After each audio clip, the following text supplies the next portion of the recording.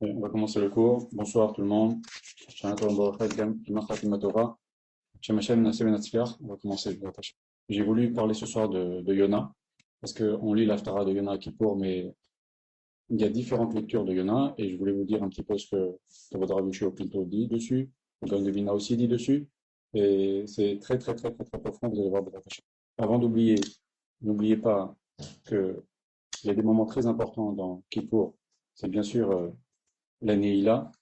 On dit que la Neila, on arrive à presque comme si on était avant la faute d'Adam Arishon. Ce qui a entraîné tout ce désordre dans ce monde, c'est le fait qu'Adam Arishon ait mangé le Etz Hadarat, le fruit de la connaissance. Quand on fait Neila, on arrive avant la faute d'Adam Arishon. Et c'est quelque chose d'extraordinaire. C'est le plus grand Etratson de l'année. On est vraiment seul avec Akadosh Baruch Hu. Et il nous écoute. Et avant de nous quitter, c'est la Khatima, la dernière des dernières.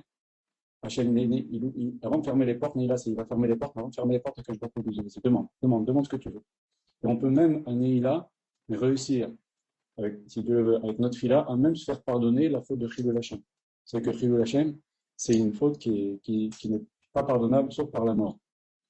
Profaner le nom d'Hachem. Euh, quand un juif se conduit mal, et que le Goïm le voit, et ben, c'est profaner le nom d'Hachem. Bon, il y a plein de façons de profaner le nom d'Hachem, mais c'est quelque chose de très difficile à arranger. La mort peut arranger ça.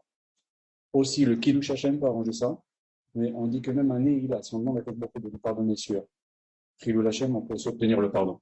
Donc, c'est bien qu'on se prépare. Il y a tout ce qu'on a fait pendant Elul, Rosh Hashanah, il y a Sarat Teshuvah. C'est maintenant, comme on a dit dans les cours de la semaine dernière, que nous prend la main et dit vas-y, fais Teshuvah, j'accepte. J'accepte, c'est sûr que j'accepte. Et on doit prier à Akash Baruch Hu, mais plus que prier. Ça s'appelle Tzahaka, dit le Ramban, c'est-à-dire on doit crier vers Hachem. Et Akadosh Baruch Hu, il va accepter notre filat. C'est comme quand un juif prie à Akadosh Baruch Hu pendant, en ce moment, jusqu'à Kippour inclus, quand il est seul, c'est comme s'il était dans un minyan. Cette filat, elle monte direct. C'est un moment très favorable. Et bien sûr, les Tzahara fait tout pour nous occuper avec autre chose et qu'on on s'occupe pas d'Asarat Teshuvah, il fait son travail. Voilà. Donc, il faut se préparer, il faut demander une fila. Il faut surtout faire tchouva, faire cheshbon nefesh, faire tchouva, s'arranger, et que Baruch Hu va nous accepter notre tchouva, c'est une machine à laver. On le dit déjà, c'est une machine à laver qu'il faut. On a la chance de couper ce mauvais cycle vicieux de Avera, de Revet Avera. Une Avera entraîne une Avera. C'est un jour très, très, très kadosh. Il faut en profiter. C'est un beau jour, c'est un très beau jour, c'est un grand cadeau qu'on nous fait. On est comme des anges. On dit Baruch Shem Kavod Machoto Vambed, on est comme des anges, il faut se conduire bien, prier, s'adresser à Akash Baruch Hu, et Akash Baruch Hu, il va nous exaucer. C'est sûr. Voilà. Alors donc je voulais vous parler de Yona. Pourquoi nos Chachamim ont choisi par exemple, de nous parler à Mincha de Kippour des relations interdites. Il y a toute la Torah. De toute la Torah, les Chachamim ont choisi qu'à Kippour, nous lisons dans le Sefer Torah, à Mincha, juste les choses qui concernent les relations interdites hommes et femmes. Parce que peut-être, une des explications, c'est que d'abord, la base du judaïsme, c'est une pureté au niveau des mœurs. On dit Brit de Torah. La Brit Mila, le respect de la Brit Mila, de ne pas fauter, les hommes, les femmes, pas fauter, c'est la base de la Torah. Avant, si quelqu'un respecte toute la Torah, mais il se conduit mal avec les femmes, ou les femmes avec les hommes, sa Torah ne vaut rien du tout, parce que le Yisol, le fondement est mauvais. Et Akash Baruch Hu, il dit même, Imlo, Beriti, Yomam, Bayaela, s'il n'y avait pas mon alliance de Brit Mila, Fukot Shaman Baretz Kosamti, j'aurais pas donné la Torah, j'aurais pas donné l'ordre qu'il y a dans ce monde, les étoiles, le jour, la nuit. S'il n'y avait pas la Brit Mila et le respect de la Brit Mila, la Brit Mila, il ne suffit pas de faire la Brit Mila, il faut la garder. Quand le Midrash dit que Abraham Avinu est à l'entrée du Gehinam et il ne laisse pas rentrer un juif qui a la Brit Mila, alors il ne laisse rentrer aucun juif, puisqu'ils ont tout le monde fait la Brit Mila. Il dit non, un juif qui a gardé la Brit Mila sans faire de péché. C'est ça le respect de la Brit. Et donc les Chachamim ont voulu que, à l'après-midi de Kippour, nous lisons ce passage qui parle de relations entre les hommes et les femmes, pour que le principal, on le tienne. Et un juif qui viendrait à la synagogue à Kippour, il sache au moins ça, que ça c'est la base de la base. Et maintenant, après cette lecture dans le Sefer Torah des relations interdites, on nous parle de Yona. Alors Yona, c'est l'histoire d'un avis, tout le monde connaît. D'ailleurs, je vous propose, en attendant, avant qu'on rentre dans le vif du sujet, je vous propose de prendre un livre de Yona, si vous avez, et d'essayer de suivre. Ça se trouve dans le Sidour de Kippour, après à Mincha, juste avant la Tfila de Mincha. Donc, c'est un avis, Akash Baruch Hu lui dit, va, témoigne, va prévenir cette ville, une ville de Goïm, une ville où les gens se conduisent mal.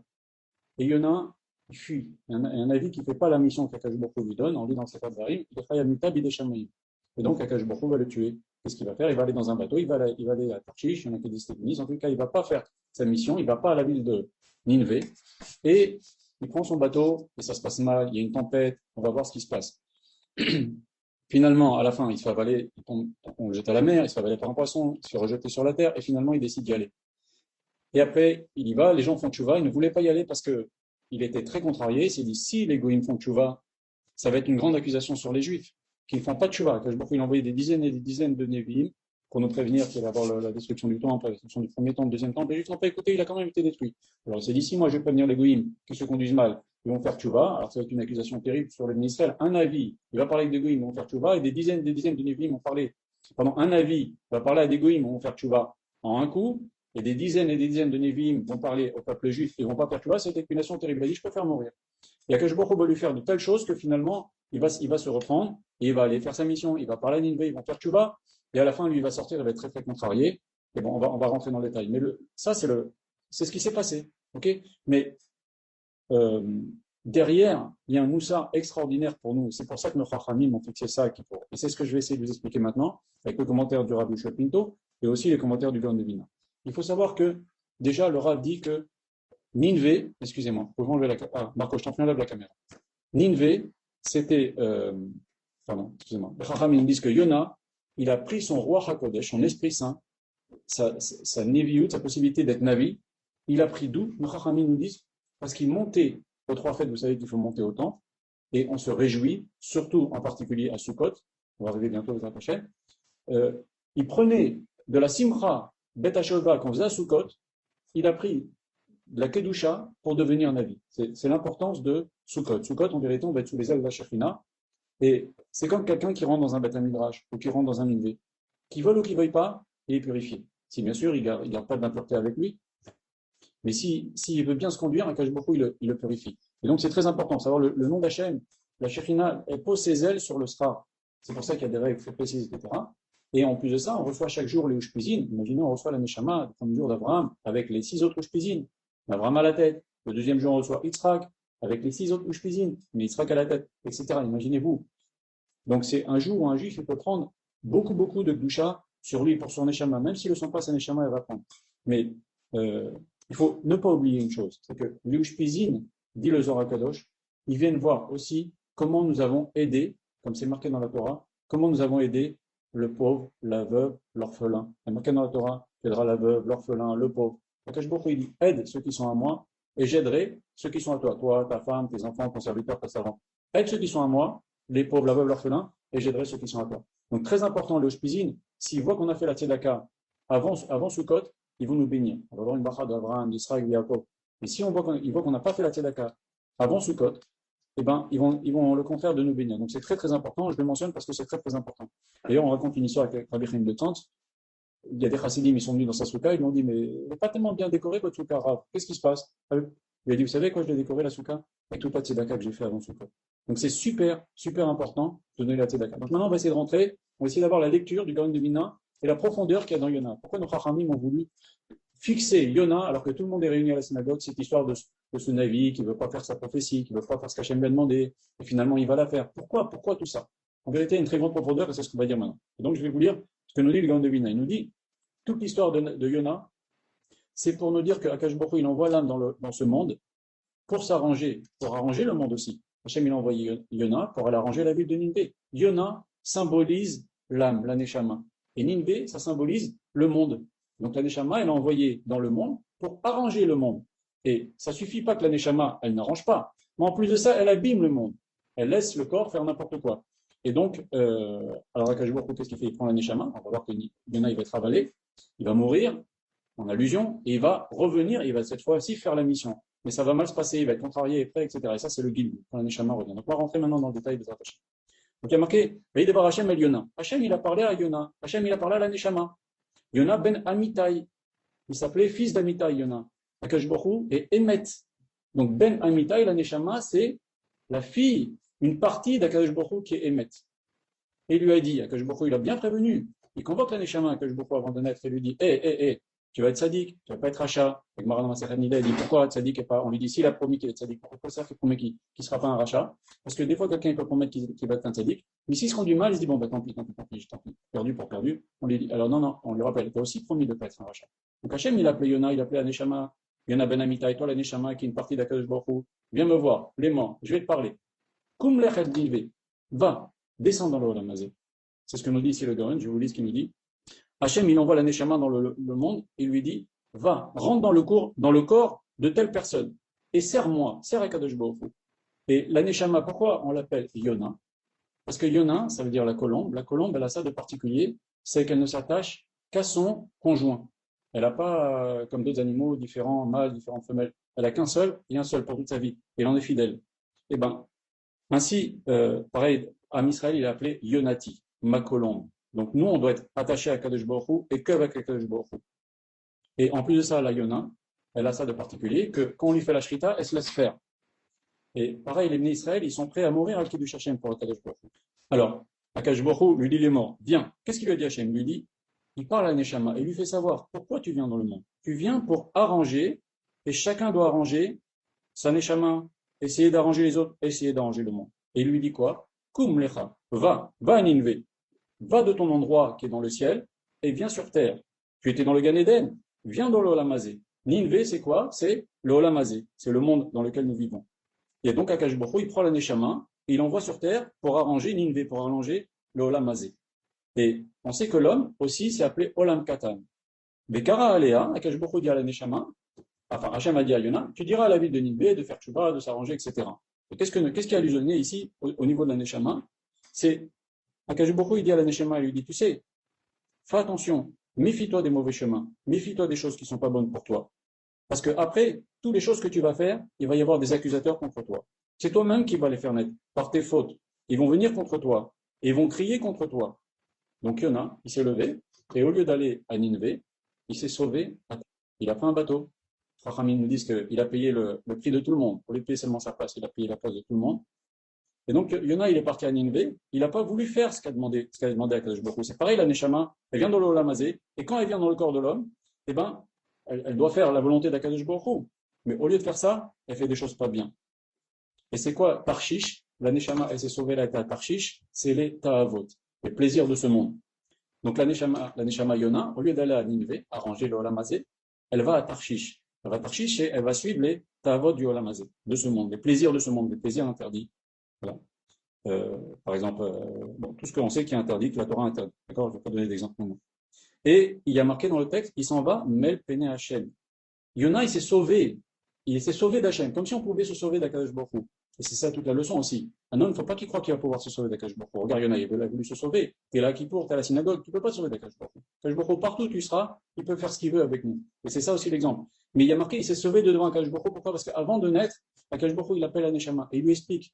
Il lui montre même où il va aller, dans chaque endroit où il va aller dans le monde. C'est pour ça que partout où on va, on doit bien faire les brachot, on doit bien faire la tfila, il y a des étincelles de sainteté à récupérer. Des fois, on arrive dans des endroits, on dit ah, j'ai l'impression d'être déjà venu dans cet endroit. Oh, j'ai l'impression d'avoir déjà vécu cette situation. Pourquoi? Parce qu'Akadosh Baruch Hu, avant de naître, il fait un mal à Neshama dans tous les endroits où la personne va aller dans sa vie. Et il lui montre aussi le film de sa vie. Il dit fais attention à ça, fais attention à ça. Donc il y en a, il est parti milifner Hachem. Ça y est, Hachem, il lui a parlé. Hachem, il lui a prévenu. Et on continue. Bayered Yafo. Il arrive à Yafo, au port de Yafo. Yafo, c'est Yofi. C'est ce qui est beau. Les plaisirs de ce monde, c'est beau, c'est intéressant, c'est attirant. Et donc, pareil aussi, le fruit du mal. Pourquoi Chava a mangé le fruit du mal? Parce qu'il était beau, il nous dit le texte dans Bereshit. Il était Ta'ava, Laïnaïm, il donnait envie, ça donnait envie d'être consommé. Alors il est parti à Yafo, il est parti la Neshama, tout de suite elle a commencé ce qui est beau, ce qui est intéressant, les Ta'avot Boufnit, c'est-à-dire ce que l'âme, le corps aime. Veimsa Onia, il a trouvé un bateau. Ah, il a trouvé un bateau. C'est quoi la Neshama? Le bateau qu'elle a trouvé, c'est le corps. Le bateau, c'est le corps. Dans toute l'histoire de Yona. Donc, Tarshish, on a dit, c'est les plaisirs de ce monde. Yafo, déjà, il a commencé. Le bateau, c'est le corps. Yona, c'est l'âme. Et au lieu d'aller à Ninvé dans l'Olamazé pour arranger, il va commencer à vouloir aller à Tarshish, il commence à faire n'importe quoi. Et donc, il monte dans la Neshama, vient dans le corps. Et le bateau commence à partir en mer. Et le monde, c'est comme la mer. Pourquoi? Parce qu'il n'y a rien de plus instable que la mer, rien de plus instable que le monde. C'est impossible de croire que quelqu'un va avoir une vie linéaire. Le Rav, il avait dit une fois, il a dit, est-ce que vous avez vu des oiseaux, ils volent droit, Ils font comme ça. C'est comme les avions aussi, c'est pareil. Ça n'existe pas une vie linéaire. On l'a dit déjà, celui qui a une vie linéaire, il est mort dans l'électrocardiogramme. Donc, il amène, la Neshama, elle va dans la mer. Et la mer, c'est quoi? Donc, c'est ce monde-ci. Et les épreuves de ce monde sont comparées aux vagues dans ce machal de Yona. Voilà. Et donc, quand le bateau a commencé à avoir des problèmes, c'est le corps, il a commencé à tomber malade, commence à avoir des problèmes, commence à avoir de l'âge, ou moins, mais il commence à être malade. Alors, ils ont commencé à, tous les membres du bateau, on va voir dans le texte, il y a marqué que Vachem est-il roar.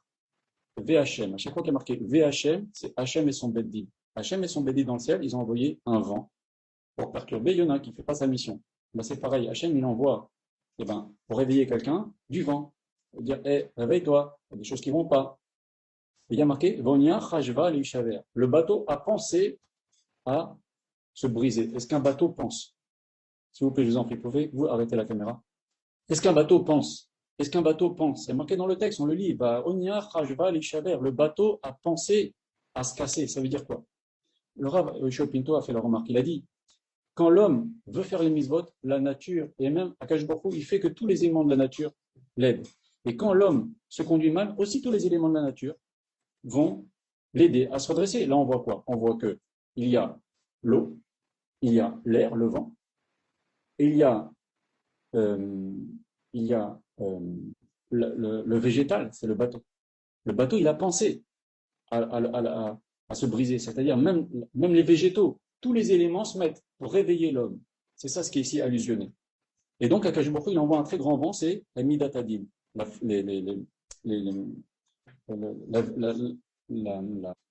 Mida d'Akash Baruch Hu, ça veut dire l'attribut de rigueur. Et c'est qu'on commence à accuser l'homme. Il s'est sauvé, il n'a pas fait sa mission. Et écrit toute la vérote que l'homme fait. Et ben c'est ça ce vent qu'Hachem il a envoyé à Yona. Et Akash Baruch Hu, finalement, l'homme il est entre les mains des fautes qu'il a causées, puisque les fautes qu'il a causées vont finalement l'accuser dans le ciel. Et qu'est-ce qu'il fait? Yona, il vient, il se met au fond du bateau. Donc la Neshama, elle sait qu'elle va payer, elle commence à trouver un endroit pour se cacher dans le corps de l'homme. Et donc, la Torah, le texte nous dit qu'il y a une très grande tempête. C'est que quand l'homme commence un peu à tomber malade, ça commence à aller très très mal pour le bateau, pour le corps. C'est ça qui a allusionné ici, avec des maladies. Et ce que le Midrash nous dit, c'est que les autres bateaux allaient tranquilles. Juste le bateau de Yona, il y avait une tempête. Pareil, juste lui. Akash Baruch Hu lui envoie lui pour le réveiller, pour dire réveille-toi. Et on fait secouer le corps pour faire réveiller la Neshama. C'est ça la tempête qui arrivait à Yona. Et ça veut dire quoi que le bateau a pensé à se briser? C'est que toute la vie, le corps, il croit que le monde, c'est à lui. Et il ne mourra jamais. Mais maintenant, quand la personne va s'approcher de la mort, il commence à se rappeler qu'il va mourir. Et donc, le bateau, Rajval et Chaver, il a commencé à penser, le corps, il a commencé à réfléchir. Et la Neshama, elle commence aussi à réfléchir. Elle se dit, je vais bientôt payer mes fautes. Alors, il va essayer de dire, j'ai pas envie de revenir en Gilgoul, j'ai pas envie de revenir sur terre. Il faut que j'essaye d'arranger. Il y a marqué Veiru Amalachim. Les marins ont craint, quand ils ont vu toute l'histoire, que les autres bateaux n'avaient rien, et que le bateau de Yona, dans lequel était Yona, leur bateau à eux, commençait à aller dans tous les sens, il y avait une tempête juste pour eux, ils se sont dit, c'est qui ces marins? Le Gaon de Vilna nous dit, ce sont tout ce qui conduit l'homme, c'est-à-dire le cerveau, le cœur, les reins. Chacun a commencé à se dire, chacun a été vers son Dieu. Il y a marqué, les anges, ils ont crié vers, les marins, ils ont crié vers leur Dieu. Chacun a crié vers son Dieu. C'est quoi le Dieu du corps, du cœur, du cerveau? C'est l'or, c'est l'argent, c'est des dieux, d'une certaine façon. Et après, ils ont jeté tout ce qu'il y avait dans le bateau pour alléger le bateau. On dit que quelqu'un, quand il va mourir, même son habit, il ne le supporte plus. Il ne sait plus quoi faire. Je m'excuse, c'est pas gai, mais c'est pour ça qu'on a mis ça à Kippour, parce que c'est pour faire tchouva. Kippour, c'est fait pour faire tchouva. Okay. Et donc, pour alléger le Xardin, la décision d'Akash Baruch Hu, avant que la personne meure, ils ont enlevé ce qu'il y avait sur le bateau. Et donc, ils ont commencé à donner leurs habits. Ils ont voulu commencer à donner la tzedaka avant de mourir. Comment on va essayer de se racheter? Laquelle ma'ala pour alléger un petit peu la situation. Après, il y a marqué dans le texte, le capitaine du bateau est venu chez Yona. Alors, c'est quoi?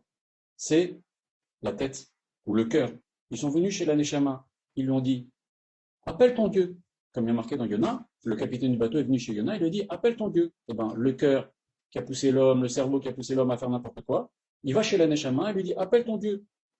Peut-être, peut-être que toi qui es une partie divine, eh ben, Akash Baruch Hu, il va bien vouloir t'écouter, et nous, le corps, on ne sera pas perdu, on ne sera pas détruit. Parce que si la Neshama, peut-être qu'elle va pouvoir intervenir, la personne va commencer à prier. Il y a marqué, ils ont tiré au sort pour savoir d'où venait ce mal. Ils ne savaient pas que ça venait de Yona. Donc ils ont tiré au sort, le tirage au sort est tombé pile sur Yona. Ils ont dit, c'est à cause de toi qu'il y a cette tempête. Juste notre bateau, il y a une tempête. C'est-à-dire, ils ont voulu savoir à cause de quelle faute nous allons nous noyer. Le corps va se briser, le corps va mourir. À cause de quelle faute? Et c'est tombé, paf, pile sur Yona, à cause de la Neshama. Pourquoi? Parce que la Neshama n'a pas fait son rôle. La Neshama, elle est là pour guider, pas pour se laisser guider. Donc c'est pour ça que là, dans le texte, on nous dit, ils ont tiré au sort dans le bateau pour savoir d'où venait la faute, et c'est tombé sur Yona. Pareil, tous les membres qui ont fait un peu n'importe quoi et que la Neshama n'a pas réussi à tenir dans ce monde, eh ben, ils se demandent, mais pourquoi tout ça? Pourquoi tout ça? Eh ben, on tire au sort et ça tombe pile sur la Neshama. C'est la Neshama la fautive. Pourquoi? Parce qu'elle n'a pas fait ce qu'elle devait faire. Elle aurait dû tirer le corps du bon côté, la Neshama. Alors, on lui demande, dans le texte, les marins et le capitaine, ils sont venus voir Yona, ils lui ont dit, qui tu es? D'où tu viens? Quel est ton travail? Quel est ton Dieu? Pareil, les membres, avant de mourir, ils viennent voir l'âme. Il lui dit, Ma emuna natanecha Akash Baruch Hu. Akash Baruch Hu, il t'a donné une emuna quand il t'a envoyé dans le corps, dans nous, ok? D'où tu viens? D'où tu viens? Tu viens d'Akash Baruch Hu, la Neshama. Alors, tu aurais dû faire des actes qui nous auraient, nous, ramené à notre racine, vers Akadosh Baruch Hu. Quelle est ta terre? D'où tu viens? Tu viens d'en haut. Et la terre, il y a marqué que Akadosh Baruch Hu, il a envoyé Adam, l'Ovda ou le Shamra. La Neshama, il a envoyé sur terre pour garder l'Ovda, pour faire les mitzvot passées, ou le Shamra, et pour garder les mitzvot lota assez.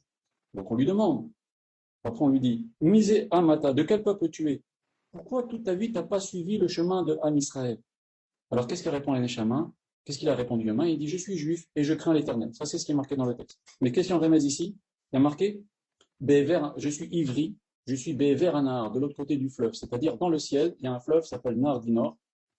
C'est un fleuve de feu et que les Neshamot, avant d'être jugées, elles passent par là pour être purifiées. Il dit, je suis ivri, je suis Me'ever Anar. Moi, la Neshama, je viens de là-haut, je viens de l'endroit tout près d'Akadosh Baruch Hu. Me'ever Anar. C'est ça ma racine. Moi, la Neshama, je viens d'Akadosh Baruch Hu. Et va être éloqué à Shamaim Miré, et je crains l'Éternel. C'est ça mon travail. Je suis venu sur terre pour ça. Et il y a marqué que les anges, quand ils ont entendu, les marins et le capitaine du bateau, quand ils ont entendu ce que Yona leur disait, ils ont eu une très grande crainte. Et ils ont dit, mais qu'est-ce qu'on a fait? Qu'est-ce qu'on a fait là? Les Chachamim nous disent qu'ils se sont tous convertis. Le capitaine du bateau et on voit qu'ils sont partis après au temple. Le texte nous dit qu'ils sont partis au temple à porter des corbanotes. Tous ces marins-là. Mais maintenant, c'est quoi Al-Piremez, dans le sens de ce que dit le Gaon de Vilna? Ils ont craint une grande peur. Tous les membres du corps, ils ont dit, mais qu'est-ce qu'on a fait? Pourquoi on a fait ces choses-là? Si toi, la Neshama, qui a été créée, et tu viens d'en haut, et tu es si grande que ça, ta Ma'ala, ton niveau, il est si grand que ça, ok? Tu étais là pour nous, tu viens de devant Hachem, tu étais là pour nous guider. Pourquoi tu as fait ça? Nous, on savait, nous. D'où on savait, nous? Toi, nous, on a un corps, toi, tu savais. Tu savais qui tu fuis? Tu fuis à Kadosh Baruch Hu, il t'a convoqué, il t'a prévenu, il t'a dit, il t'a prévenu avant de descendre, etc. Qui guide la haine toute sa vie. Akadosh Baruch Hu, il lui a dit, toute ta vie, tout ton intérêt, c'est de servir Akadosh Baruch Hu et pas fauter. Pourquoi tu ne nous l'as pas dit? C'est ça ce que lui disent les anges. C'est ça ce que disent les marins à Yona. Ils disent, pourquoi tu ne l'as pas dit? Pareil, les membres du corps, ils disent, mais pourquoi tu ne l'as pas dit? Maintenant, on va payer, on va souffrir. Pourquoi? Alors, dans le texte, il y a marqué que les marins ont demandé à Yona, qu'est-ce qu'on doit faire maintenant? Parce que pour que la mer se calme, la tempête se calme. Et Yona va dire, jetez-moi à la mer. Qu'est-ce que ça veut dire? Ça veut dire, qu'est-ce que maintenant on peut faire pour arranger que toute notre vie on s'est mal conduit? Pour calmer le xardin, la décision d'Hachem, après 120 ans, quand la personne va mourir. Ils lui ont dit, prenez-moi et jetez-moi dans l'eau. C'est quoi? Eh bien, séparez-vous de moi. La Neshama, il va mourir. Le corps, il va se retrouver tout seul. Il n'y a que comme ça que les choses vont se calmer. Moi, je vais payer, vous allez payer, mais l'affaire, elle est terminée. C'est trop tard. C'est trop tard maintenant. Il faut aller se réveiller avant. Ve'eshtok hayam alehem. Et si vous me débarrassez la neshama du corps, eh ben la tempête va s'arrêter. De toute façon, on va être jugé. De toute façon, il faut qu'on passe en jugement. Il faut qu'on paye. Et puis, de toute façon, à ce moment-là, vous ne subirez plus la tempête puisque le monde, Aolamazé, le monde dans lequel le corps est, vous n'y serez plus. Vous allez mourir. Donc, c'est terminé. Vous ne souffrirez plus de tempête. Car moi, je sais que tout ça vient à cause de moi. Parce que moi, l'âme, je ne vous ai pas guidé. Toute l'accusation qu'il y a sur l'homme, c'est seulement à cause de l'âme qui n'a pas joué son rôle. Et là, il n'y a pas de takana, il n'y a pas d'arrangement à part l'âme. Voilà. Je fais une petite pause pour voir si vous avez des questions, et après on va continuer. Est-ce que vous avez des questions? Vous pouvez ouvrir le micro si vous avez des questions. Il y a des questions? Bonjour Eli, c'est Marc. Salut Marc. Jana Tova. Il y a des questions? Non, mais c'est vrai, comme tu disais, c'est pas très triste. C'est un peu triste, hein, tout ça. Je vais te dire, il faut que la Chachamim dans la Mishnah nous dise Al ta'amin b'yotzrecha ki olam haba bet manusla. Les Chachamim nous disent dans la Mishnah n'écoute pas ton Yetzer Hara qui te fait croire que le monde d'après, c'est un hôtel 5 étoiles. Il faut arrêter de dire tout le monde il est beau, tout le monde est partout. Il faut savoir, un homme, il y a un din, il y a un dayan, on fait des bêtises, on paye, il faut faire tout va, si on ne doit pas payer. Et c'est ça tout le travail qu'il y a maintenant on doit faire. Avant tout pour, c'est vraiment à propos, il faut en parler. Et alors, vous savez que c'est rigolo, les gens qui sont morts cette année, c'était décidé à Rosh Hashanah et qui pour l'année dernière. Alors, peut-être comme ça, on aurait dû peut-être prier plus, faire tu vas plus, peut-être qu'ils ne seraient pas morts. Est-ce qu'on sait? Est-ce qu'on sait peut-être tout ce que chacun d'entre nous a pu encaisser pendant l'année? Peut-être que si on avait fait plus teshuva et plus prié, peut-être que ça aurait arrangé. Il ne faut pas croire que la vie aussi c'est beau, tout est beau, tout est super. Des fois, il y a des moments difficiles. Et c'est pour ça qu'il faut. Les Chachamim ont mis ce texte de Yona, et c'est bien de l'étudier comme nous l'étudions maintenant, pour apprendre la profondeur qu'il y a dedans. Est-ce qu'il y a d'autres questions?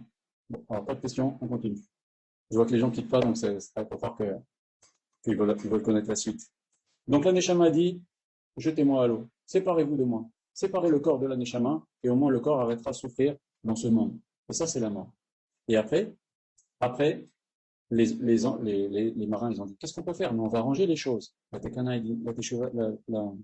l'âme, elle lui dit, maintenant, la Teshuva, elle sert plus à rien. Pourquoi? Parce que la Xéra, elle est venue. Il faut faire Teshuva avant la Xéra.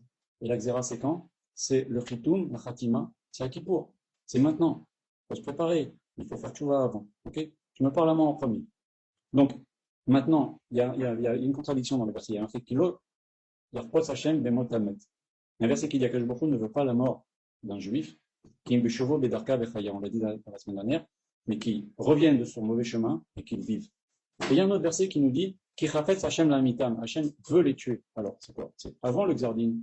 Akash Baruch il ne veut pas que les gens meurent. Il veut qu'ils ne fassent pas, et qu'ils les laissent vivants, et qu'ils les bénissent, et qu'ils aillent dans le bon chemin, et qu'ils prennent des récompenses pour le Olam Haba. Mais une fois que le Xardine est venu, eh bien, Akash Baruch il va faire que le Xardine se réalise. Et c'est pour ça qu'on dit Olam Hashem Devarchan Issa Bashamim 12 fois Hashem l'Xerot. Ok, t'as pris l'Xerot Akash Baruch laisse-les dans le ciel, les fais pas venir. Ok? C'est pour ça que Sukkot, on va se mettre à l'ombre d'Akash Baruch on dit que le fait qu'on n'est pas dans notre maison soit kapara. S'il y a des choses qui doivent venir, on ne les veut pas. À Oshana Rabbah, on veille.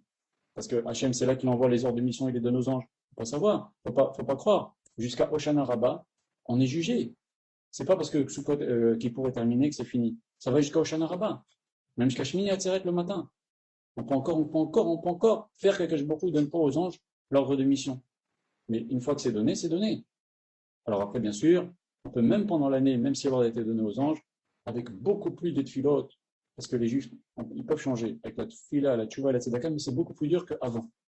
C'est beaucoup plus facile d'enlever qu'Akash Baruch ne donne pas aux anges l'ordre de mission, même s'il a pris la décision à Kippour, mais il ne transmet pas l'ordre de mission à Shana Rabbah. C'est plus facile de l'enlever une fois qu'il a donné l'ordre, avant qu'il donne l'ordre de mission, qu'une fois qu'il a donné l'ordre.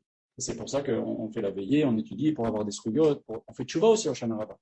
Au Shana Rabbah, dans les textes, c'est marqué qu'il y avait un jour, Mishnah Berurah, qui est un livre de Halacha, il rapporte ça. C'est quand même étrange. Il raconte qu'il y avait un jour un homme qui il savait voir le reflet de la lune il voyait pas son corps, le reflet. Avec le reflet de la lune, normalement, on voit l'ombre de son corps, il voyait pas son corps. Ou il voyait pas une partie de son corps. Il a dit, ça y est, c'est fini pour moi cette année. Et il a fait tchouva la nuit d'Oshana Rabbah, tchouva. Et après, il est ressorti et il a vu son corps en entier.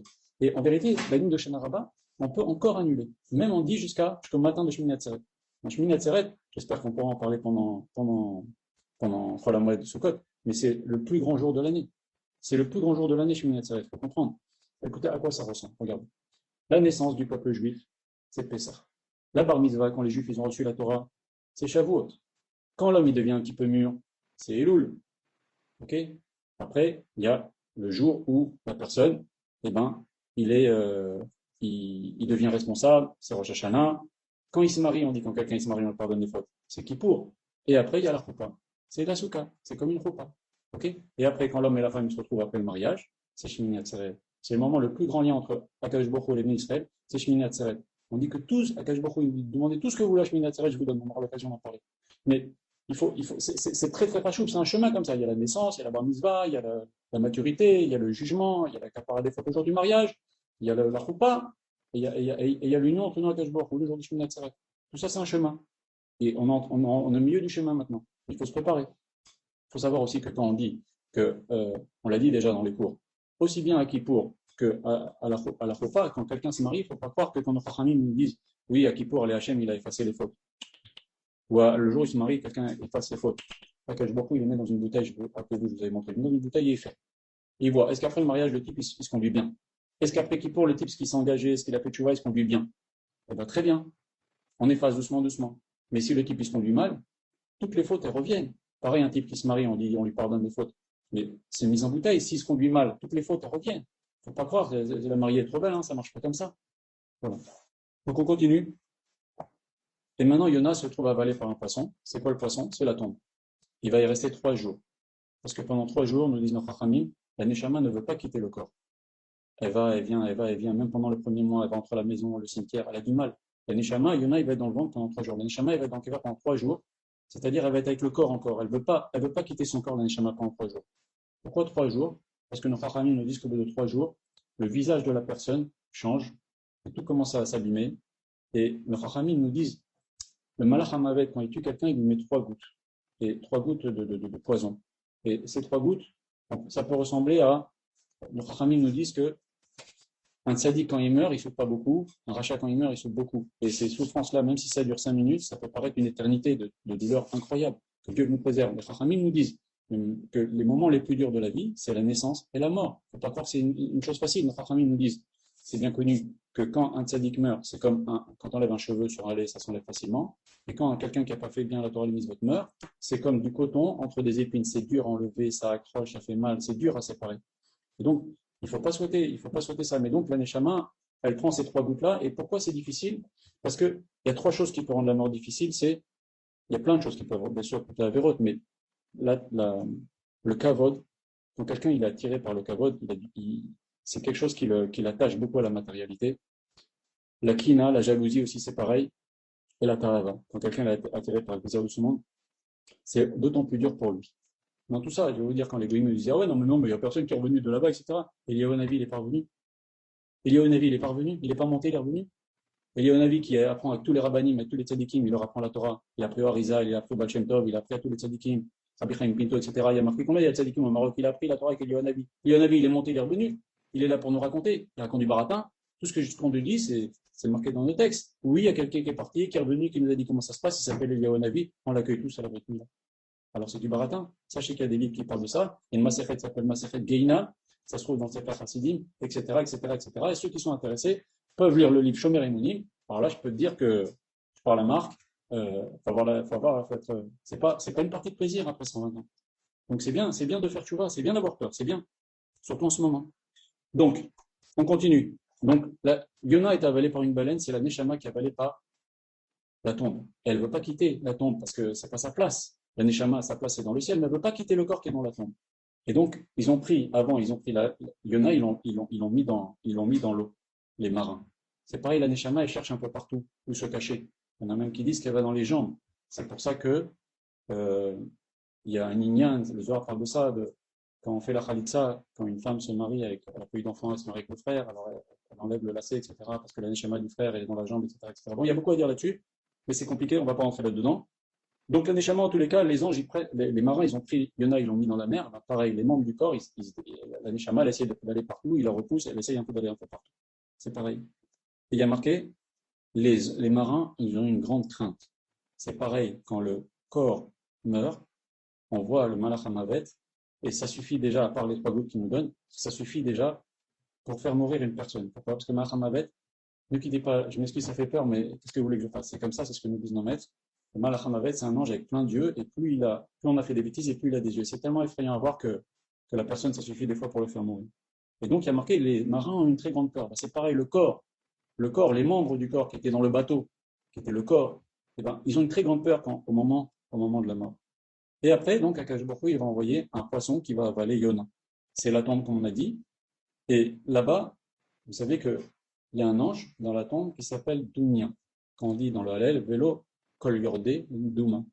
Nous, à Akadosh Baruch Hu, on peut te louer, mais pas ceux qui sont détendus dans Doumia. On le dit dans l'Hallel. Vous savez ce qu'on dit dans l'Hallel? On dit ceux qui sont avec l'ange Doumia, ceux qui sont dans la tombe, ils ne te louent pas, Akadosh Baruch Hu. C'est des choses qu'on dit dans l'Hallel, on dit en chantant, mais c'est sérieux. Voilà, alors on continue. Donc, Yona, une fois qu'il était dans la tombe, il a fait une prière extraordinaire.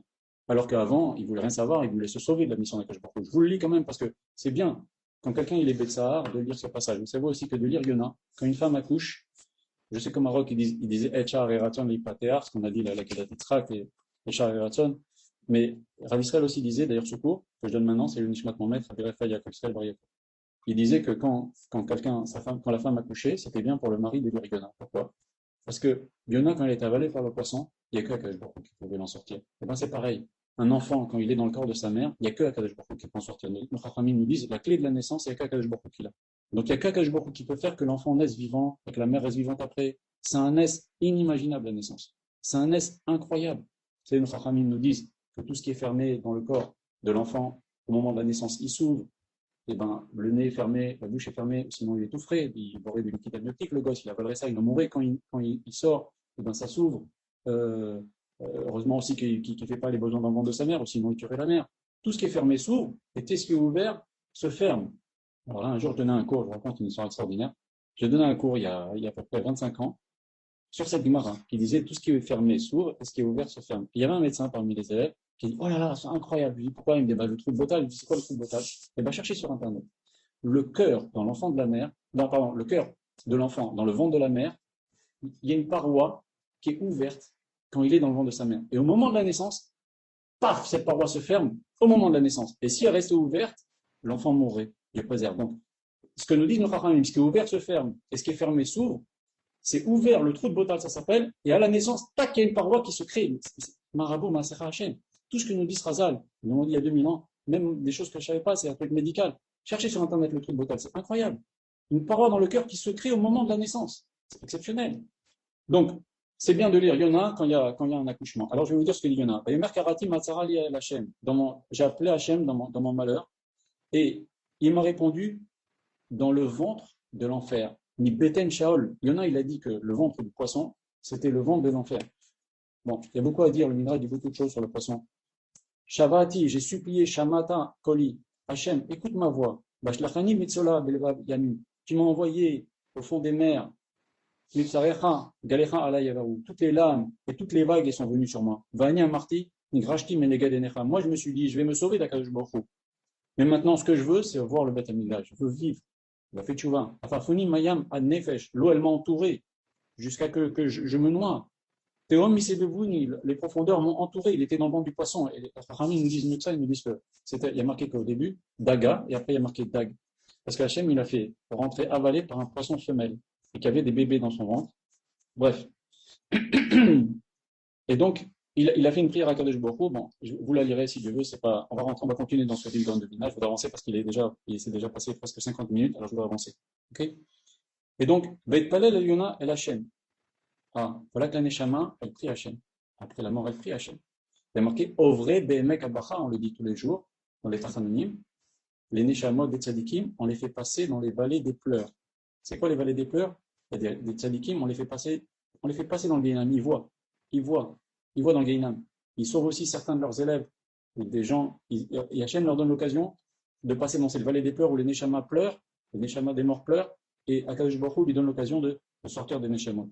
Et donc l'âme pleure au moment, et il dit à Akadosh Baruch Hu, Karati, j'appelle Hachem, il dit Hachem, quand j'étais vivant, Akadosh Baruch Hu, je m'adressais à toi quand j'étais dans ce monde, tu m'as répondu, maintenant que je suis au fond du Gehinam ou au fond de la punition, Hachem, réponds-moi.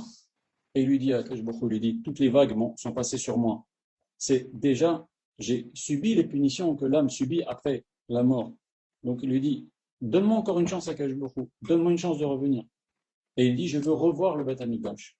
C'est-à-dire, puisque maintenant, j'ai vu ce que c'est comme punition après 120 ans, eh ben, s'il te plaît maintenant, Akadosh Baruch Hu, je veux maintenant recommencer et arriver cette fois-ci pur. Et donc, la Neshama va demander à Akadosh Baruch Hu de revenir dans ce monde. Et il dit, toutes les vagues m'entourent, etc. C'est quoi? C'est toutes les avérotes. Quand quelqu'un fait une avéra, nos Chachamim nous disent, elle le colle. Elle le colle, comme un chien colle son maître. Et c'est dur de s'en défaire. Un homme, il ne peut pas dire à Akadosh Baruch Hu, j'ai rien fait. Bien sûr, et si c'est un menteur, il dit, j'ai rien fait. Vous savez, la Gemara nous dit que euh, quand les gens qu'on sort du Guéhinam le Shabbat, ils prennent un peu on les refroidit avec un peu de neige comme ça. Ils prennent de la neige pour repartir avec au Guéhinam avec pour pas se faire trop. Et nos Chachamim nous disent, mais quoi, c'est des voleurs même dans le monde là-bas? Ils disent oui. Quand quelqu'un il est voleur ici, il reste voleur là-bas. Il reste menteur ici, il reste menteur là-bas. Regardez ce que dit l'Agmara. Il dit que quand Esav est mort, il a voulu aller de force au Gan Eden, il a mis les filles, il dit moi je suis Yaakov. Comme ça directement dans le Yerushalmi. Donc quelqu'un qui est menteur, il reste menteur. Mais mieux que ça, l'Agmara dit quelque chose d'incroyable. Quand Nebuchadnezzar est rentré au Gehinam, toutes les Neshamot qui étaient en enfer, ils ont eu peur. Pourquoi? Les Chachamim posent la question. Ils disent parce que comme ils avaient peur de lui quand ils étaient vivants, alors maintenant même morts, ils ont continué à avoir peur de lui. C'est resté en eux. Et donc, qu'est-ce que nous dit le texte? Il lui a dit, Akadosh Baruch Hu, rappelle-toi des bonnes actions que j'ai faites avant de mourir. Ok? Alors, même si tu n'as pas accepté ma teshuva maintenant que je suis mort, d'accord? Mais maintenant, j'ai pas envie de souffrir. Donne-moi l'occasion de revenir. Ici, le grand devina, il dit, il ne faut pas oublier qu'un homme, quand il a des occasions de faire des bonnes actions, il ne faut pas qu'il se flatte. Parce que, par exemple, quand quelqu'un donne la tzedaka, il donne de l'argent qu'Akadosh Baruch Hu lui a donné en tant que dépositaire, tout simplement. Et donc, Yona a dit à Hachem, je veux apporter tes sacrifices à Akadosh Baruch Hu. Et il lui dit, je vais faire tchouva, je vais bien me conduire. Il promet un cadeau de Baruch Hu. Et donc, il a marqué que le poisson a renvoyé Yona, la Yabasha, sur la terre ferme. Et donc, de nouveau, à Kadosh Baruch Hu, il envoie l'âme sur terre, une nouvelle fois. Et c'est ce qu'on appelle le Gilgul. Et maintenant, Hachem parle à Yona une deuxième fois. Ah, c'est dans la deuxième fois que l'âme revient sur terre. Et il lui dit maintenant, tu es venu pour réparer ce que tu avais mal fait la première fois. Ok? Kumlech el Ninvé, cette fois, va à Ninvé, comme je t'avais demandé la première fois. Aïr Agdola, la grande ville. Et dis-leur ce que je t'avais demandé de dire, ce que je l'avais prévenu déjà la première fois. Il y a marqué que Yona, il est parti à Ninvé, Kedvar Hachem, comme il a fait, comme Hachem l'avait demandé. D'accord? Pas comme la première fois, quand il a désobéi, il est parti à Tarshish, il a voulu profiter de ce monde et faire n'importe quoi. Et il y a marqué dans le texte, alors quelque chose d'extraordinaire, Ninvé, c'était une ville dont la distance d'un bout à l'autre de la ville, c'est 3 jours. C'est étrange. Et il a marqué que Yona, il est rentré, il avait un jour de marche à l'intérieur de la ville, et il a commencé à dire la parole de Shem, fais tu vois. Ça, c'est ce qui est marqué dans le texte. Maintenant, qu'est-ce qui est Méromaz ici? Qu'est-ce qui est en Remaz ici? C'est quoi les 3 jours de la ville de Ninvé? Euh, c'est Rosh Chodesh Elul, premier avertissement, Rosh Hashanah et Yom Kippour. C'est ça les 3 jours de la distance qu'il y a dans la ville de Ninvé. Akash Baruch Hu, il nous donne des avertissements. Et au bout de 3 jours, c'est quoi? C'est déjà à Rosh Chodesh Elul, la Neshama, elle dit à l'homme, réveille-toi, fais tchouva, ok? Et qu'est-ce qu'il lui dit, il a dit Yona? Il dit dans 40 jours, Akash Baruch Hu va être au la ville. C'est quoi? C'est les 40 jours de Rosh Chodesh Elul jusqu'à Yom Kippour. C'est ce qu'il nous dit ici. Vous avez 40 jours pour faire tchouva à partir de Rosh Chodesh Elul jusqu'à Kippour. Car à ce moment-là, Akash Baruch Hu, il va trotem, il va fixer. Si vous ne faites pas tchouva, il va fixer Chaz v'Shalom des choses pas bien. Alors, il y a marqué, les gens de la ville de Ninvé, ils ont craint Hachem. Et ils ont fait le jeûne. Ils ont fait un jeûne, c'est ce que nous dit le texte. C'est quoi? C'est la Serat Yemei Teshuvah. Parce qu'on dit la Serat Yemei Teshuvah, c'est bien de jeûner. Celui qui ne peut pas jeûner, au moins il fait Tanit Dibour. On peut arranger, ça aide à réfléchir. Et il y a marqué, la chose est partie jusqu'au roi de Ninvé. Et le roi de Ninvé, il a déchiré ses habits, il a mis un sac, il s'est assis par terre pour marquer les gens. Alors c'est quoi? Il a voulu montrer l'exemple. C'est quoi? C'est les Talmidei Chachamim. Les Talmidei Chachamim, ils doivent montrer l'exemple. Comme ça, les gens, quand ils voient le Talmid Chacham, faire tchouva, pleurer, prier, ils vont prendre exemple sur lui. C'est ça le roi de Ninvé. Vous savez d'ailleurs dans le Midrash, on dit que le roi de Ninvé, pourquoi il a fait tchouva? C'est incroyable. Regardez dans la Torah, dans la tour de Babel. Dans la tour de Babel, il y a marqué qu'il y avait une personne qui a quitté tout ce club-là qui voulait faire la tour de Babel. Il a quitté, il est parti fonder quelle ville? Ninvé. Regardez dans Bereshit. Et parce que lui, la source était bonne, parce que c'est un type qui n'a pas voulu se mêler à l'histoire de la tour de Babel. C'est pour ça que tous les habitants de la ville, comme la racine était bonne, ils ont pu faire tchouva, tous ces devines. Et donc le Talmid Chacham, il doit faire, comme le roi de Ninvé, il doit faire encore plus de soumission pour montrer exemple à la population, encore aux Juifs. Et Vaïzak, Vayomar, Beninvé, Betam Ameler. Il y a marqué que le roi, il a donné un ordre à tout le monde, pas manger, pas boire, porter un sac, faire tchouva. Et c'est quoi un Meler? Comme dans la Megillah, à chaque fois qu'il y a marqué Ameler, c'est Akadosh Baruch Hu. Ameler Achashverosh, c'est Achashverosh. Il y a marqué Metam Ameler. Alors là, c'est Akadosh Baruch Hu dont on parle. Et donc, il leur a dit, fixez Rosh Hashanah. Ok?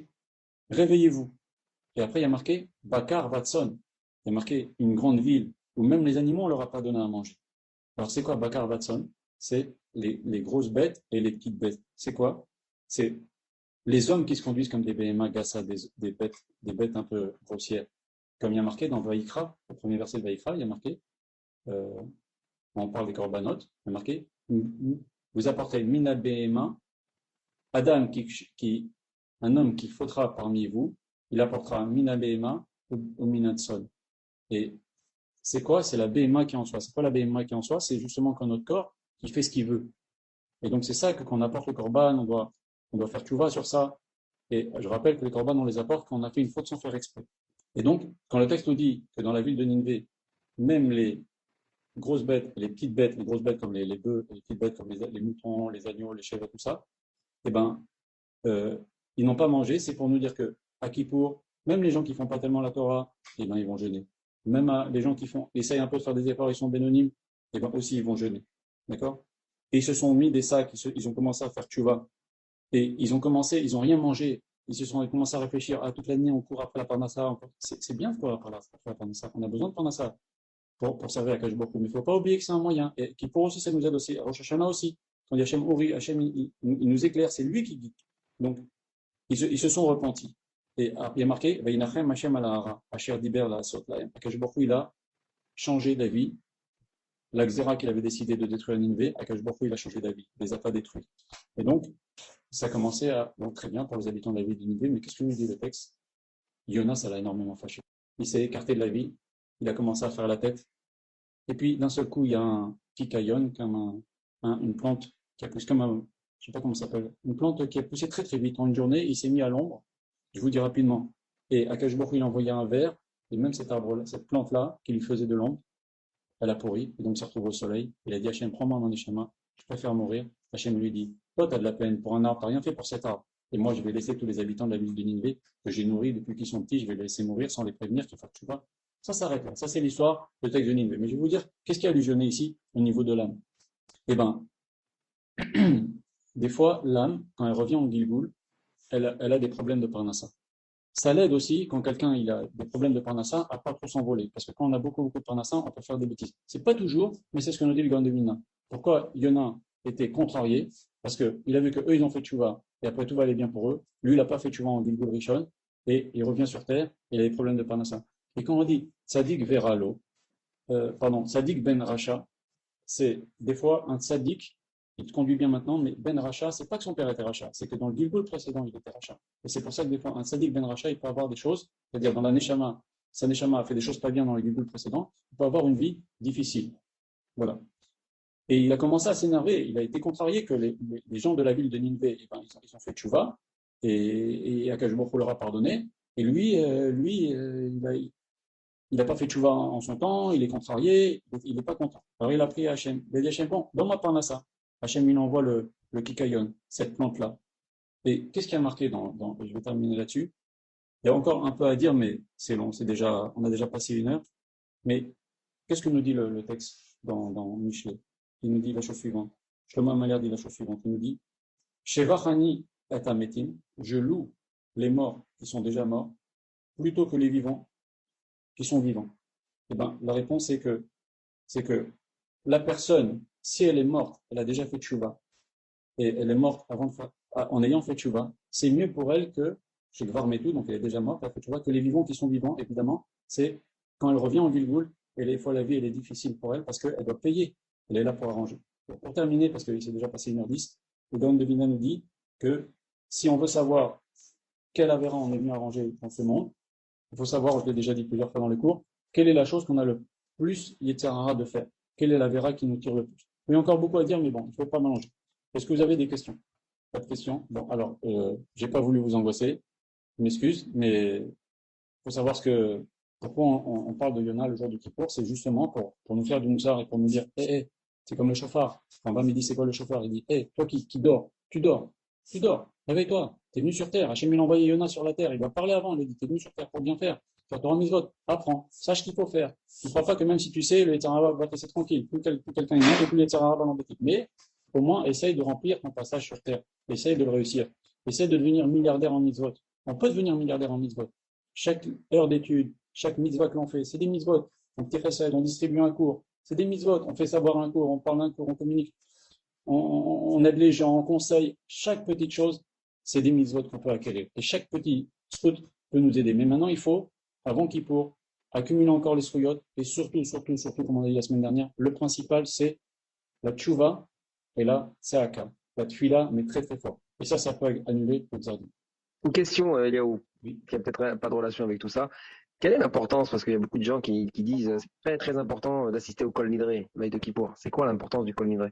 Alors, il faut savoir que quelqu'un qui a fait un éder et qui n'a pas respecté son éder, cette fila n'est pas écoutée. Donc c'est pour ça qu'avant Rosh Hashanah, on fait Atarat Nedarim. Avant Kippour, on fait Atarat Nedarim et Rev Kippour. Et encore maintenant, il y a des gens qui n'ont pas fait Atarat Nedarim et Rev Kippour ni Rev Rosh Hashanah, ou peut-être qui ont fait un éder entre Rosh Hashanah et Kippour et qui n'ont pas pu Rev Kippour faire Atarat Nedarim. Alors on fait une nouvelle Atarat Nedarim. Kol Nidre, c'est une Atarat Nedarim en araméen. Si vous avez la traduction, on dit tous les néders qu'on a fait, on les annule, etc. etc. C'est une annulation des Nedarim. Maintenant, bon, ça c'est Alpi Pshat. Ok, Alpi Kabbalah, ça a une importance. C'est un grand Etratson. C'est presque comme, on dit que le niveau de Yona, le moment où on lit la Phara de Yona, la montée de Yona, c'est pour ça que les gens payent beaucoup pour la montée de Yona, et le niveau de Kol Nidre, c'est le même niveau. C'est un Etratson, vous voyez qu'on peut demander à Kadosh Baruch Hu pardon. Quand on embrasse le Sefer Torah à Kol Nidre, même celui qui n'achète pas le Sefer Kol Nidre, celui qui achète le Sefer Kol Nidre, ça n'a pas de prix. Le Arizal dit qu'il faut l'acheter à n'importe quel prix parce que ça répare les fautes qu'un homme a pu faire avec une femme, donc avec des femmes, et donc acheter le Sefer Kol Nidre, ça répare les fautes liées à la Brit Mila. Mais même celui qui n'a pas acheté le Sefer Kol Nidre, on embrasse le Sefer Kol Nidre, on fait tchouva, on demande à Kadosh Baruch Hu pardon, en particulier sur les fautes qui ont été faites avec la Brit Mila. Et à Kadosh Baruch Hu, il peut nous effacer ces fautes-là. En vérité, tout, c'est lié avec les fautes de la Brit Mila. Tout, Shovalim, c'est pareil. Tous les écarts de Yom Kippour aussi, c'est faire tchouva sur les fautes de la Brit Mila. Parce que ça détruit complètement la vie d'un juif. Je t'ai répondu? Ouais, super. On fait chéria, nous, à Kol Nidre, on fait chéria, on demande, il faut savoir que à Kol Nidre, on demande à Kadosh Baruch Hu, il y a une petite fila qu'on fait de nous pardonner, des fautes avec la vérité, etc. C'est très important aussi, assister avant Kol Nidre, très très beau, Lecha Kelit et Shupati, j'ai traduit une petite partie dans mon groupe, c'est un texte, mais regardez cette traduction, regardez ce texte exceptionnel, un homme, c'est vraiment un moussard magnifique, tout Kippour, c'est extraordinaire. Tout Kippour, on doit être content à Kippour. Bon, à part la tchouva et la tfila, il faut être content parce qu'Akadosh Baruch Hu, il nous aime et il dit Ki bayom mazeh chaper alechem, je vous pardonnerai, demandez, je vous pardonne. Garantie. C'est magnifique. Imagine un roi, il te dit tout ce que je te donne, tout ce que tu me demandes aujourd'hui, je te donne. C'est extraordinaire. Donc c'est un jour, il faut, mais il ne faut pas croire. Il ne faut pas croire. Quand nos Chachamim nous ont dit que Kippour ne pardonne pas tout. Parce qu'il y a des fautes, on l'a dit déjà dans le précédent cours, il y a des fautes, la tchouva suffit. Il y a des fautes où il faut tchouva plus Kippour. Il y a des fautes plus graves où il faut tchouva, Kippour, et malgré cela, ça suspend la punition, mais pas complètement, la personne n'est pas pardonnée jusqu'à la mort. Pardon, excusez-moi, je me trompe. Il y a des fautes où c'est Kippour, tchouva, Kippour et des épreuves pour suspendre la punition. Il y a des fois, certaines fautes encore plus graves où c'est tchouva, Kippour, des épreuves et la mort. Donc Kippour, ça permet de suspendre les punitions. Ok, éventuellement effacer certaines, comme on a dit, suspendre les souffrances, etc., etc. Voilà, c'est un jour extraordinaire, il faut en profiter.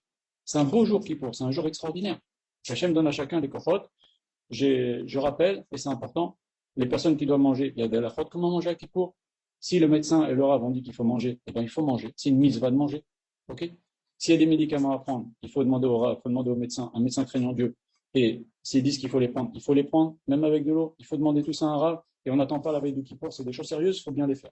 Mais autant c'est une mitzvah de jeûner à Kippour que la personne qui est malade, qui doit manger, eh ben c'est une mitzvah pour elle de manger. Parce qu'Hachem, en vrai, il ne veut pas qu'on souffre pour faire la Torah. Vous savez, il y a un dîme, je terminerai là-dessus, il y a le Gemara extraordinaire qui dit que, on s'est demandé c'est quoi le loulav. Alors, il y a une sorte de loulav, mais qui a un peu des épines, qui a quelques épines. Les Chachamim ont dit c'est pas ça qu'Hachem veut. Pourquoi? Parce que les voies de la Torah sont douces. Hachem ne peut pas nous demander de prendre un arbre qui a des épines. Donc c'est beau Kippour.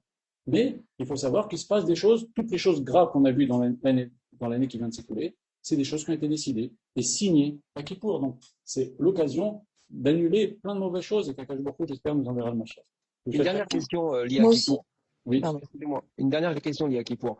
Quand le chauffard il sonne en fin de soirée jusqu'à la fin, c'est pas la fin de Kippour les trois sonneries ou il faut attendre un petit peu après, il faut faire parce qu'il y a beaucoup de gens qui restent après Kippour. Qu'est-ce qu'il faut faire? Il faut Déjà Kippour, on a vite après Kippour. ouais c'est ça. Voilà. Après Kippour, il commence à aller, je m'en vais, tout ça. Mais Kippour se finit après Arvit ou Kippour se finit vraiment Regarde le après? calendrier, si tu veux, je te dis l'heure, je te dirai à quelle heure. Regarde le calendrier, Kippour, il se finit à l'heure du calendrier. Ok. Mais après, c'est pas fini. Après, il y a le schéma, il y a Arvit, il faut faire bien Arvit, au contraire. Arvit, c'est beau. Vous savez que pendant les 4 jours qui suivent entre Kippour et Sukkot, on peut encore, Akash Baruch Hu, il est gentil, il y a marqué, Kartem Beyom Rishon. Vous prendrez le premier jour de Sukkot, l'heure d'Aminim, etc. Les Chachamim disent Yom Rishon Lecheshbon Avonot. C'est-à-dire, comme si Akash Baruch Hu, pendant les 4 jours entre Kippour et Sukkot, il ne compte pas nos fautes. Il attend. Il les compte, mais il les compte pas vraiment. Il attend encore. Donc, il ne faut pas commencer à sortir de Kippour, commencer les bêtises, etc. Il y a Arvit, il y a le schéma, on est bien, on est comme des anges, c'est beau. Madame, qui voulait poser une question. Oui, Razak. oui, bonjour. C'était pas une question, c'était juste si vous avez une histoire avec Rav Israël. Madame, j'ai écrit un livre de 535 pages. Je sais, je l'ai, le livre. Voilà. Je l'ai, j'étais une élève du Rav Israël aussi, et je vous avoue que c'est ce qui m'a attiré. Qui vous Je êtes? suis Madame Lévy. Une histoire de Rav Israël? Oui. Sur Kippour? Allez. Je vais raconter une histoire sur Rav Israël. Je dormais toutes les nuits de Kippour avec le Rav, mon sachant. Pendant des années, des années, des années. Même quand j'étais poisson service, Kippour, c'était avec le Rav. Et il me racontait beaucoup de choses. Et d'ailleurs, une année, il a failli s'étouffer. Et j'allumais l'électricité avec mon pied. Et je l'ai aspiré parce qu'il allait s'étouffer la nuit de Kippour. Bref, un matin, le Rav, il me dit, on a discuté, ils m'ont discuté des heures et des heures. J'étais seul avec lui, c'était très beau. D'ailleurs, avant de se coucher, on étudiait une Masechet Yoma, qui parle de Yom Kippour. Et le Rav m'a dit la chose suivante, il m'a dit, tu sais pourquoi j'accepte les épreuves? Rav Israël a souffert énormément. Pour ceux qui ont connu le Rav, qui n'ont pas connu le Rav, les 10 dernières années de sa vie, il n'a pas mis une goutte d'eau, de café, un jus d'orange, un verre d'eau dans sa bouche. Il n'a pas mangé, c'était un tube directement dans l'estomac. Il ne bougeait pas ses mains, il ne bougeait pas ses pieds. Que Dieu préserve, essayons de nous imaginer un jour entier sans bouger ses mains et ses pieds. Lui, ça a duré 10 ans. Comprenez? Même plus que 10 ans. Ouais, 11 ans. Comprenez? Il avait des escarres, je ne vais pas donner les détails. C'était très difficile.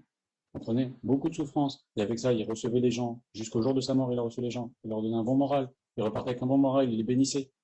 Bon, je vous invite à vous référer au livre qui parle de ça en détail, mais un matin, Kippour, Rav Israël me dit la chose suivante, il me dit, tu sais pourquoi j'accepte les souffrances?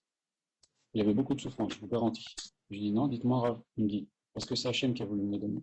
Et moi, je veux faire ce qu'Hachem veut, je le veux. Et je peux vous dire, c'était dur ce qu'il souffrait, mais jamais j'ai entendu le Rav se plaindre. Jamais j'ai entendu le Rav dire un mot. Jamais, jamais, jamais, il acceptait ce qu'Hachem veut. Il me disait d'ailleurs, j'espère être capara pour Am Israël. Bon, allez, comme c'est un cours l'Inishmat, le Rav, je vais vous raconter une autre histoire. Un jour, j'étudiais au collège, et Rav Israël m'appelle, je vais acheter une clochette. Parce que le pauvre, il avait plus de voix, et on n'entendait pas beaucoup sa voix, c'était dans une autre pièce, de son bureau. Et donc, il m'appelait avec la cloche. Et donc, j'arrivais, et il me dit, t'as vu la personne qui vient de sortir? Je dis, non, Rav, j'ai pas fait attention. Il me dit, je vais te raconter. C'est des gens, des rabbinim de Paris qui me l'ont envoyé. Et cette personne-là a un don. Comme une espèce de, il voit la personne et il sait quelle plante, quel truc pour lui donner. Et vraiment, il a guéri plein de gens. Et c'est des rabbinim de Paris qui ont demandé à cette personne de venir chez Rav Israël. Alors, je dis, Rav Israël, vous lui avez demandé un traitement? Il me dit, attends. Rav Israël parle, il me dit, voilà, je lui ai demandé, est-ce que tu respectes Shabbat? Alors, la personne qui guérissait lui a dit, non, je ne respecte pas Shabbat. Alors, le Rav lui a dit, je veux pas de ton traitement. Et la personne est partie. Je dis, Rav Israël, pourquoi vous avez fait ça? Il me dit, je veux qu'Hachem me guérisse. Je veux pas quelqu'un qui est sous l'emprise des forces du mal me guérisse. Avec les souffrances qu'il avait, il avait l'occasion de guérir. Il voulait une guérison d'Hachem, pas quelqu'un qui est sous l'emprise des forces du mal.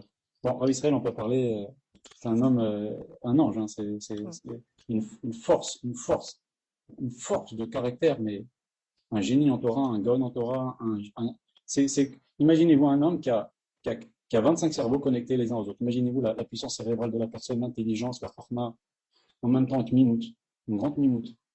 Plutôt, il dit c'est très important la mimout. Mimout, c'est servir à Kadosh Baruch Hu sans commencer Il a dit le Rav quelque chose d'extraordinaire. On va le mettre sur le groupe bientôt.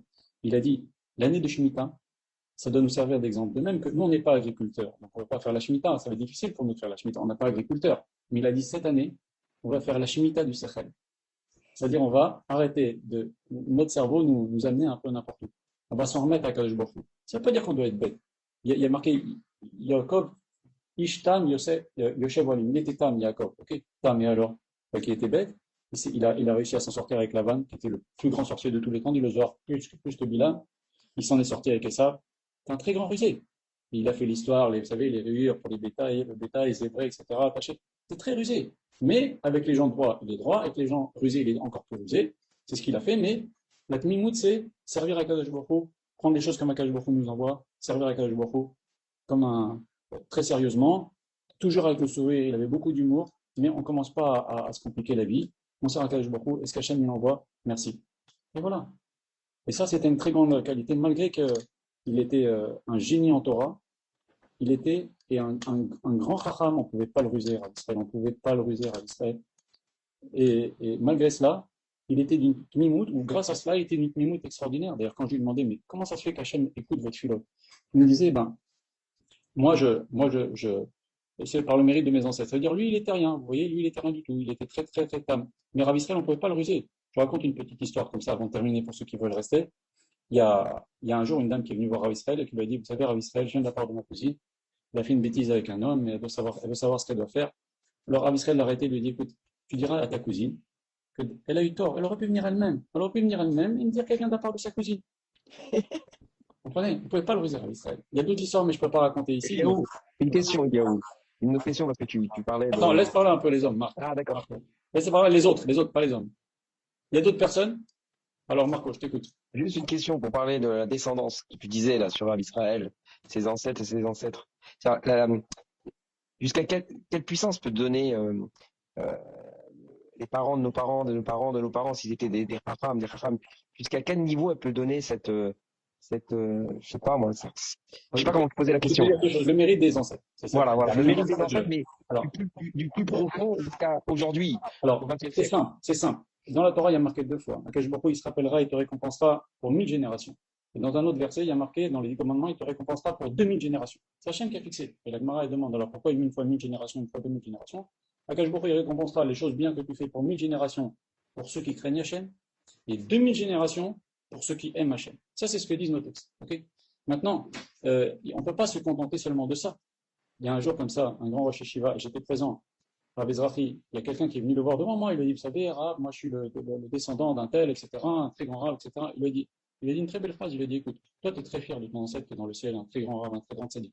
Mais ce que lui dans le ciel, il dit sur terre, vous savez, il y a mon petit-fils, il est comme ça, il est bien. Toi tu es fier, mais lui il est fier de toi. On ne peut pas se contenter seulement de s'appuyer sur le scottabot et faire n'importe quoi. À un moment donné, il faut savoir que nous aussi, quand on prie par l'Amida et le cas Abraham, le cas Yitzhak et le cas Yaakov, on s'appuie sur le scottabot. Mais pourtant, la Gemara dit que le scottabot, il a été terminé. Tout ça, ça dépend. C'est à nous aussi de nous conduire comme Noavot, etc., pour pouvoir prétendre à demander au scottabot, etc. Il n'empêche que quelqu'un dont les parents ou les grands-parents étaient des grands rabbinis, Baba Sélé par exemple, même des gens qui n'étaient pas super érudits ou tzadikim, etc., quand il entendait celui-là, c'est le fils de tel grand rab, Baba Sélé, avec cette personne-là, il invitait, même si ce n'était pas un super Tamir Abraham, un super tzaddik, du fait qu'il a le fils de tel et tel et tel grand tzaddik, etc., il faisait un grand kavod. Donc doucement avec les descendants des tzaddikim. Il ne faut pas faire un mot de travers avec les descendants des tzaddikim parce que ça se paye très très cher. Un grand kavod avec les descendants des tzaddikim. Après, eux, c'est leur calcul à eux-mêmes, ce qu'ils veulent devenir. Mais eux, c'est vrai, ils ont leurs ancêtres qui prient pour eux. Mais il faut savoir aussi qu'il y a marqué qu'il n'y a pas que les enfants, il y a les élèves. Il y a marqué Velimatem Otam et Benechem, Rachidi, Elo Atalmidim. Les élèves de la personne, c'est comme un enfant. Quand vous voyez le Rabbi de Bavitch ou la Chazonish qui n'ont pas eu d'enfants. Après qu'ils n'ont pas eu d'enfants, dans le ciel, ils ont des milliers et des milliers d'enfants. C'est tous leurs élèves. Donc pareil aussi, les élèves de quelqu'un, eh ben, le Rav prie pour eux. Et mieux que ça, Rabbi Nachman de Baslad dit, c'est bien connu que dans le ciel, les tzadikim, tu peux être proche d'un tzadik une fois que la personne meurt, elle peut être proche d'un tzadik qui lui-même est déjà mort, s'il était proche de lui quand ils étaient vivants les deux. Donc tout ça, il y a notre travail à faire aussi. C'est ça que je veux dire. Est-ce qu'il y a d'autres questions? Bon, alors, Très beau cours, Eliaou, et je te souhaite un bon Yom Kippour. merci, je vous souhaite à tous un bon Kippour. Je demande pardon à tout le monde si je n'ai pas donné la parole à beaucoup de gens, si j'ai été demandé un peu trop brutalement de couper à la caméra, au micro. Je demande pardon à tout le monde, ces gens de mon groupe. Je vous souhaite à tous de bonnes filotes, bonne tchouva, bonne filote. Priez pour ceux qui nous disait à Kippour. Priez pour les gens qui ne savent pas, qui n'ont pas appris, qui ne savent pas ce qui est interdit. Et il rajoutait, il disait, parce que même si le bed din n'existe plus, le din existe. Si quelqu'un, par exemple, il a grillé un feu rouge, ok, il n'y a pas de policier qui l'a attrapé, ok, donc on ne peut rien lui faire. Mais à Kakash Baruch c'est pas pareil. Même si on a fait quelque chose de pas bien, ok, il n'y a pas les Dayadim qui peuvent me prendre et me donner la punition, mais Kakash Baruch il peut régler les comptes de quelqu'un. Donc, il faut prier pour les gens qui ne savent pas et qui se rapprochent de Kakash Baruch. Au contraire, j'ai dit souvent, c'est le moment où jamais dans Aseret Metchouva, quand on dit Hashivenu Avinu Torah Techa, pour prier pour les gens qui sont autour de vous, qui sont un peu éloignés, priez, à Kakash Baruch il écoute notre philo. On demande à Kadosh Baruch Hu, fais-lui faire tchouva. Demandez, il faut prier pour les autres. Voilà. Je vous souhaite à tous un bon Kippour, un bon Sukkot, Bezrat Hashem. Je ne sais pas s'il y aura cours dimanche prochain. Là, le cours d'aujourd'hui, je l'ai décidé à 6 heures. Et on verra bien, avec la grâce de Dieu. En tout cas, Sukkot, c'est une très grande chose. On peut prendre beaucoup, beaucoup, beaucoup de Kdusha. Voilà. Et c'est une kapara. On peut demander à Kadosh Baruch Hu, tu sais, bon, ok, peut-être qu'on mérite encore des choses. Eh ben, nous, on se met sous ta protection, Hachem. Allez, on se met sous ta souka. Hachem, on s'en remet à toi. Fais-nous fessel. C'est très important, Sukkot. Bonne fête à tous, bon Kippour, bon Sukkot et à la prochaine fois. Bonne fête, Samir. Bonne fête, Xavier. Merci. Xavier.